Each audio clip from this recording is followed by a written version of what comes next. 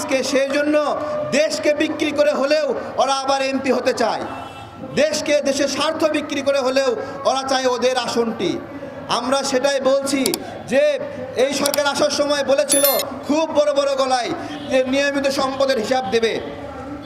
Yunus sir আপনি সম্পদের হিসাব দিয়েছেন, আসিফ নজরুল স্যার আপনি সম্পদের হিসাব দিয়েছেন, আসিফ মাহমুদ, রেজওয়ানা ম্যাডাম, সাখাওয়াত স্যার, নাহিদ ইসলাম তো আবার এক ধাপ বেশি আগায়ে।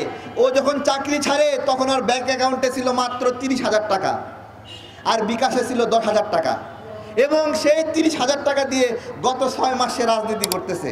তার 30,000 টাকা জীবনেও শেষ হয় না, তাই না? তো এই হলো আমাদের সত্য বালকদের অবস্থা। সত্য বালকরা দেখায় বিকাশে মানে হলো 10,000 টাকা আছে আর ব্যাংকে 30,000 টাকা, কিন্তু আপনার হলো রেঞ্জ রোভার নিয়ে ঘোরে, ল্যান্ড ক্রুজার নিয়ে ঘোরে, এবং একসঙ্গে 10টা-15টা ল্যান্ড ক্রুজার গাড়ির দাম কত বলেন তো? 1 কোটি টাকা দামের নিচে আছে নাকি? হ্যাঁ, রেঞ্জ রোভার 1 কোটি টাকার নিচে আসেনি বলেন? দেখেন, তাহলে এরা বলতেছে এরা হলো সত্য বালক, কিন্তু সত্য বালকের পিছনের অন্ধকার জগৎটাকে একটু দেখবেন আপনারা। সেটা দেখা যেত যদি এরা নির্বাচনে অংশগ্রহণ না করত, কিন্তু এরা নিজেরাই নির্বাচনের আয়োজক, নিজেরাই নির্বাচনে অংশগ্রহণ করবে।